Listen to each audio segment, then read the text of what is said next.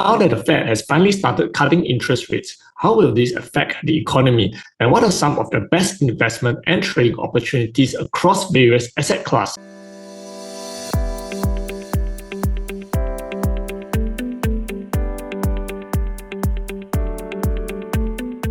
In this video collaboration with XM, I will cover various asset classes such as stocks, ETFs, commodities, cryptocurrencies, and analyze which ones give the best upside potential. With over 10,000 clients since it was founded in 2009, XM has grown to a large and well-established international investment firm and has become a true industry leader, offering a wide range of products and services. For this video, the first part will be looking at how interest rate cuts work, the second part will be providing the historical context of rate cuts, and lastly, the final part will be looking at how this rate cut will affect each asset class and potential investment opportunities. Enjoy the video and do remember to like and subscribe. So firstly, what are interest rate cuts? Interest rate cuts are a core component of a central bank's monetary policy toolkit, primarily used to stimulate economic activity by reducing the cost of borrowing. In the US, the Fed manages the federal funds rate, the rate at which banks lend to each other overnight to meet reserve requirements. This rate serves as a benchmark for many other interest rates across the economy, such as those on mortgages, auto loans, business financing. So by lowering the federal funds rate, the Fed aims to reduce borrowing costs across the whole economy, encouraging consumer spending and business investment, which in turn boosts economic growth. So what are the specific mechanics of the interest rate cut? When the Fed cuts interest rates, it increases the availability of money in the economy. By reducing the cost of borrowing, businesses find it more affordable to finance expansion, purchase new equipment, or hire new workers. Consumers too benefit from lower interest rates, such as their interest on loans, mortgages, credit cards, right, which encourages them to spend on homes, cars, and other goods. So this injection of capital into the economy typically spurs demand, leading to higher levels of economic activity. So the central bank cuts interest rates in response to a variety of economic challenges. For example, during periods of recession, deflationary pressures, or weakening employment markets, rate cuts are used to ease the financial conditions and prevent further economic contraction. So the ultimate objective is to stimulate growth while keeping inflation within a target, right, which is usually around 2% for the Fed, and stabilize employment. So this year, right, 2024, for instance, the Fed implemented a 50 basis point rate cut, bringing the Fed funds rate to a range of 4.75% to 5%. And this action followed more than a year of elevated interest rates, which has been raised aggressively from near zero levels in response to inflation surging after the COVID-19 pandemic recovery. So the September 2024 rate cut, the rate cut which just happened in September was preemptive, aimed at bolstering a labor market showing early signs of cooling and to prevent a potential recession. So what are some of the potential risks and drawbacks of interest rate cuts? So while interest rate cuts can stimulate growth, they can also introduce risks. So one primary concern is the potential for inflation. If the rates are cut too much, borrowing becomes too cheap, leading to an excessive influx of money into the economy. So this can result in demand outpacing supply, driving up prices and leading to inflationary pressures. For example, after the Fed slashed interest rates in 2020 to near zero, inflation skyrocketed in 2021 and 2022, right, as pent-up demand, supply chain issues, and labor shortages drove prices higher. Another risk is the creation of asset bubbles. Low interest rates makes borrowing cheap, which can lead to speculation and inflated prices in assets such as real estate, stocks, or commodities. For instance, in the early 2000s, low interest rates contributed to the housing bubble that eventually led to the 2008 financial crisis. In the current environment, concerns about inflated equity and real estate markets are prominent, especially with borrowing costs having been historically low for extended period. Furthermore, prolonged periods of low interest rates can also distort the financial markets. Savers, for example, may find it difficult to earn meaningful returns on low-risk investments such as savings accounts or government bonds, thus pushing them right into riskier assets in search of yield. So this risk-seeking behavior can lead to financial market instability, as was observed during the era of near zero interest rates following the 2008 crisis. Interest rate cuts as economic signals. On the other hand, interest rate cuts also serve as powerful signals to financial markets and the public about the central bank's view of the economy. A rate cut often signals that the central bank is concerned about the trajectory of economic growth or inflation. When the Fed cuts rates, it is generally seen as a sign that the economy is slowing down or that the central bank is preemptively acting to stave off a downturn. For instance, just recently, while the US economy was not yet in a recession, the Fed has already cut rates to mitigate risks arising from a cooling labor market and other economic vulnerabilities. This preemptive action was meant to signal that the Fed would take steps to prevent a deeper slowdown. On the flip side, unexpected or aggressive rate cuts can sometimes lead to market uncertainty as investors may interpret them as a sign of looming economic trouble. For the next part, we will cover the timeline and historical analysis of interest rate cuts. Interest rate cuts by the Fed are closely watched by economists, investors, and policymakers due to their profound impact on the financial markets, borrowing costs, and overall economic activity. To understand the significance of the Fed's decisions, it is essential to explore the timeline and the context of major rate cuts, especially in recent decades. Here is a chart of some historical dates or previous rate cuts. First is the 2020 rate cuts response to COVID-19 pandemic. The Fed's most recent rate cutting event occurred in March 2020 during the early days of the COVID-19 pandemic. As the virus spread globally, triggering widespread economic shutdowns and financial market turmoil, the Fed moved swiftly to cut interest rates. In a series of emergency actions, the Fed funds rate was slashed from a range of 1.5 to 1.75% down to 0 to 0.25%. This drastic reduction was an attempt to stave off a deep economic recession by providing cheap credit to businesses and households. It was the first time since the 2008 financial crisis that rates had been brought down to near zero levels. The results of these rate cuts were immediate. Liquidity surged into the financial markets and borrowing costs for consumers and businesses fell sharply. For instance, the average 30-year fixed mortgage rate dropped below 3%, spurring a housing boom as buyers sought to lock in historically low rates. Stock markets, which has plunged in early 2020, rebounded strongly. The S&P 500 recovered from its March lows to reach new record highs by the end of the year. Next, the 2022 and 2023 rate hikes and the return of inflation. However, the recovery from the pandemic brought new challenges. The rapid injection of liquidity into the economy, coupled with supply chain disruptions, labor shortages, and rising consumer demand led to a significant spike in inflation. By mid-2021, inflation had reached levels not seen in decades, with the consumer price index climbing over 9% year-on-year in June 2022. In response, the Fed Reserve shifted from an accommodative policy to a hawkish one, raising interest rates aggressively. From March 2022 through July 2023, the Fed hiked interest rates 11 times, pushing the Fed funds rate from near zero to a range of 5.25 to 5.5%, the highest level in more than 2 decades. The purpose of these rate hikes was to cool the overheated economy and bring inflation back under control. While inflation did begin to decline towards the Fed's 2% target, falling to around 3% by mid-2024, the hikes also began to weigh on economic growth, particularly in sectors sensitive to interest rates, such as housing and technology. More recently, the September 2024 rate cut. After more than a year of holding interest rates at elevated levels, the Fed Reserve made a pivotal decision in September 2024 to cut interest rates by 50 basis points, bringing the Fed funds rate to 4.75 to 5%. This marked the first rate cut in over 4 years and was widely anticipated by financial markets, which had been pricing in a potential easing of monetary policy due to signs of slowing economic growth and a softening labor market. The September 2024 cut was described by the Fed as a preemptive move to support the labor market, which had been showing signs of cooling. Unemployment had ticked up slightly from its post-pandemic lows, and job growth had begun to slow. Although inflation was no longer the immediate threat it had been in 2022, the Fed was concerned about the risk of a broader economic slowdown. By cutting rates, the Fed aimed to stimulate demand without stoking a new round of inflation. The cut also signaled the beginning of a new rate-cutting cycle. With the economy entering a period of slower growth, many analysts predicted that the Fed could lower rates further in 2025, depending on the trajectory of inflation and employment. Financial markets reacted positively to the cut, with major stock indices rising as investors anticipated that lower rates would boost corporate earnings and consumer spending. Next, let's look at the historical context by comparing the recent rate cuts to past cycles. To fully understand the impact of the recent rate cut, it's important to place it within the context of past cycles.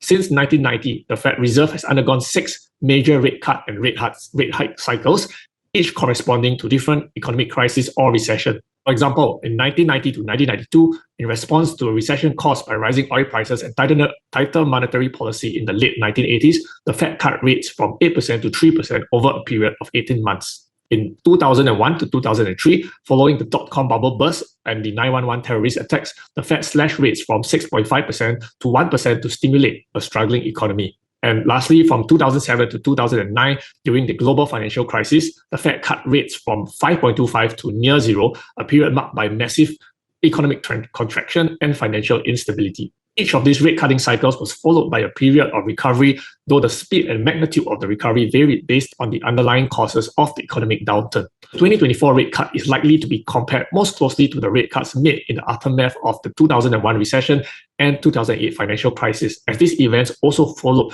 an aggressive period of rate hikes. So what are the projections for future rate cuts? Looking forward, many analysts expect that the Fed's recent rate cut could be the first in a series of many reductions, depending on economic data in the coming months. Current forecasts suggest that the Fed could lower rates by additional 100 to 150 basis points by the end of 2025 if inflation remains under control and growth continues to slow. However, the pace of these cuts will be highly dependent on the labor market and inflation data. A key factor to watch will be whether the economy can avoid slipping into a recession. If the labor market weakens significantly or inflation falls below the Fed's 2% target, the central bank may opt for a more aggressive rate cutting cycle. Conversely, if inflation begins to reaccelerate, the Fed could pause or slow down the rate cuts to avoid stoking new price pressures. In the last segment, we will talk about the impact of the interest rate cuts on various asset classes and the investment opportunities. Interest rate cuts by the Fed have far-reaching effects across all asset classes, from fixed income to equities, real estate, and commodities. When the Fed lowers interest rates, the cost of borrowing declines, which directly and indirectly influences the returns on different instruments. Investors tend to shift their strategies in response to rate cuts, reallocating their portfolio to take advantage of lower borrowing costs and the potential for economic growth. In this section, we will explore how interest rate cuts affect major asset classes, supported by historical examples and current forecasts. Fixed income assets, particularly government bonds, are usually the biggest beneficiary of interest rate cuts. Bond prices have an inverse relationship with interest rates, so when rate falls, bond prices will rise. This is because new bonds issued after a rate cut offer lower yields, making existing bonds with higher coupon rates more attractive. So as the demand for this high-yielding bond increases, their prices will rise, providing capital gains to bondholders. For example, during the Fed's 2020 rate cuts, the US Treasury's 20-year index surged by over 21% as investors flocked to safer long-term bonds. Similarly, during the 2008 financial crisis, US Treasuries posted double-digit returns as the Fed slashed rates to near zero. In 2024, following the Fed's 50 basis point rate cut in September, long-term Treasuries once again became a key focus for investors. Analysts predict that with the Fed expected to continue easing monetary policy, US Treasury could generate attractive returns throughout 2025. Next, we have equities, which can be a mixed performance depending on the economic context. So stocks and equities typically benefit from lower interest rates, as cheaper borrowing will support the corporate profitability and boost economic activity. However, the degree of impact varies depending on the broader economic context and the specific sector in question. So let's take a look at some different sectors of stocks. First, we have growth stocks versus value stocks. So growth stocks are companies expected to grow at above average rates. Often they benefit significantly from rate cuts because these companies tend to rely more on external financing for expansion, and so the lower rates reduce the cost of this borrowing capital.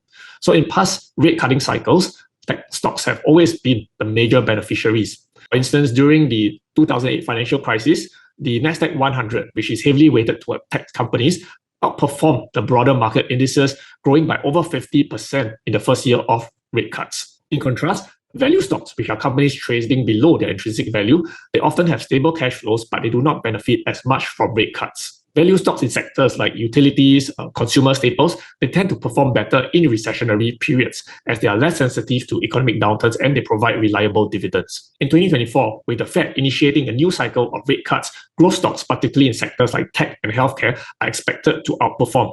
Companies such as Apple, Amazon, Microsoft, which has large cash reserves and significant growth potential, tend to benefit from lower rates as their future cash flows are discounted at a lower rate, increasing their present value. Value stocks, particularly in sectors like energy and financials, may lag behind but could still provide attractive dividend yields. Next, we compare small cap versus large cap stocks. Small cap stocks, which are companies with smaller market capitalization, often benefit more from rate cuts than their larger counterparts. Because these companies rely more heavily on short-term borrowing, so lower interest rates reduce their financing costs, boosting their bottom lines. During the Fed's last rate cutting cycle in 2020, the Russell 2000, a small cap index, outperformed the S&P 500, gaining nearly 40% by the end of the year. In 2024, small to mid-cap stocks are once again poised to outperform, particularly if the US economy avoids a recession. Analysts have noted that many small-cap companies are already seeing earnings acceleration, while large-cap companies are facing slowing profit growth. As rate cuts reduce the borrowing costs, small caps companies in sectors like industrials and consumer discretionary could deliver significant returns, with some forecasts projecting gains of 15 to 20% in 2025. Next, we have real estate, which could be a significant beneficiary of rate cuts. Real estate, particularly through vehicles like REITs, tend to benefit strongly from rate cuts. Lower interest rates reduce the mortgage cost for both commercial and residential real estate, making property more affordable and increasing demand. This leads to rising property values and higher rental incomes for REITs. In the 2020 rate cutting cycle, real estate experienced a boom, with home prices soaring as mortgage rates dropped to historical lows. The average 30-year fixed mortgage rate fell below 3%, spurring a wave of home buying and refinancing. Similarly, commercial real estate saw a recovery as businesses took advantage of lower borrowing costs to expand or refinance existing debt. In 2024, as rates begin to decline again, real estate markets are expected to benefit. REITs, which offer higher than average dividend yields, are particularly attractive to income-seeking investors. The Vanguard Real Estate ETF, or VNQ, a broad-based REIT index, could see significant inflows, with some analysts predicting returns of 10 to 12% over the next 12 months as property values and rental incomes rise. Next, we have currencies. When the Fed cuts interest rates, the US dollar tends to weaken relative to other major currencies, as lower rates reduce the yield on dollar-denominated assets, making them less attractive to foreign investors. In 2024, following the September rate cut, the US dollar index, or DXY, fell by around 1%, and further rate cuts are expected to push the dollar down by an additional 3 to 5% in 2025. A weaker dollar benefits US exporters by making American goods cheaper abroad, which could boost sectors like manufacturing and agriculture. Lastly, we have commodities. Commodities such as gold and oil often react differently to rate cuts. Gold, traditionally seen as a hedge against inflation and currency depreciation, tends to rise when interest rates fall, as the opportunity cost of holding non-yielding assets decreases. In 2020, gold prices surged by over 25% as rates dropped to near zero. In 2024, with further rate cuts on the horizon, gold is expected to perform well, with some analysts forecasting prices to reach $2,200 per ounce by mid-2025. In 2024, with further rate cuts on the horizon, gold is expected to perform well, with some analysts forecasting prices to increase by 15 to 20% by mid-2025. Oil prices, on the other hand, are more sensitive to global economic growth. While lower rates can boost demand by stimulating economic activity, oil markets are also affected by supply dynamics and geopolitical events. In 2024, oil prices remained relatively stable following the Fed's rate cut, hovering around $85 per barrel. However, if rate cuts successfully stimulate growth in emerging markets, demand for oil could increase, pushing prices higher in 2025. If you are looking for a professional trading platform to give you an edge in your trading, XM Global is a leading brokerage company that is dedicated to providing traders with a seamless and efficient trading experience, providing access to more than 50 currency pairs. As a trusted platform for many traders, XM is committed to helping traders improve their skills and succeed in the trading world. Here are two of their latest products you might find interesting. First is the XM trading competitions, which are held for real and demo accounts. Whether you're a new or seasoned trader, you can participate to win exciting rewards. Battle up against other traders and be on top of the leaderboard. With categories for both real and demo accounts, you can test your trading strategies and vie for amazing prizes, including a pre-funded account and the chance to become a strategy manager. On top of that, get ready to trade your way to victory during this exciting US election season. XM has recently launched a special trading competition with a total prize pool of $100,000 that invites traders of all levels to participate, only in limited time throughout this US election season. Check out the link in the description below for more information prior to this special competition.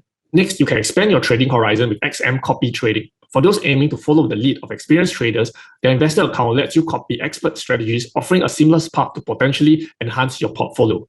Meanwhile, you can also choose to become a strategy manager and earn up to 50% profit share by allowing others to copy your successful strategies. In addition, with flexible leverage of up to 500 to 1, you can have more available margin, allowing you to explore a wider range of trading strategies and opportunities. In conclusion, interest rate cuts represent one of the most powerful tools that central banks such as the Fed Reserve have at their disposal to influence economic conditions. These cuts lower the Fed fund rates, making borrowing cheaper for businesses and consumers. Their main objective is to stimulate economic activity by encouraging spending and investment, particularly during times of economic slowdown or financial distress. Fed's recent 50-point basis cut in September this year, the first in over 4 years, marks a pivotal shift in its expansionary money policy after an extended period of aggressive rate hikes to combat inflation. Historically, rate cuts aim to stabilize inflation, support the labor market, and mitigate the risk of a recession. But the effectiveness of these cuts depends heavily on the broader economic context and timing. The historical timeline of rate cuts and hikes reveal that these shifts often come in response to economic crisis. Since 1990, 6 major rate cut cycles have occurred, often following periods of financial stress, such as the dot-com bubble, the 2008 global financial crisis, and the COVID-19 pandemic. So the 2024 cuts, coming after an aggressive hiking cycle that pushed rates to a 23-year high, signal the Fed's concerns over cooling economic growth and rising unemployment. These cuts are expected to continue into 2025, potentially providing significant relief to global economies, particularly those with dollar-denominated debt. Looking ahead, the current rate cut cycle presents a range of potential investment opportunities. Bonds, especially US Treasuries and investment-grade corporate bonds, are poised for capital gains as yields decline. Dividend-paying stocks and small-cap equities may also outperform, driven by lower financing costs and improved earnings. Real estate remains a significant beneficiary, with REITs offering attractive yields in low-rate environments. Commodities, particularly gold and oil, could experience price appreciation, while emerging markets stand to gain from increased capital inflows and a weaker dollar. So investors should consider all these opportunities and adjust their portfolios accordingly as the Fed continues its rate cutting policy into 2025. As we come to the end of the video, here are some questions to ponder about. Number 1, with interest rates expected to decline further, how can investors balance the risk of inflation with the potential for growth in fixed income assets like bonds? Number 2, as emerging markets stand to benefit from a weaker US dollar and lower rates, what are the potential geopolitical risks that could influence their long-term growth prospects? And number 3, given that rate cuts can stimulate both positive economic growth and excessive risk-taking, how can central banks effectively manage the delicate balance between fostering growth and preventing asset bubbles in the financial markets? Let me know your answers in the comments below. And if you have enjoyed this video, do remember to like, subscribe, and hit the bell notification icon for future updates. That's it for this video, and I'll see you in the next one.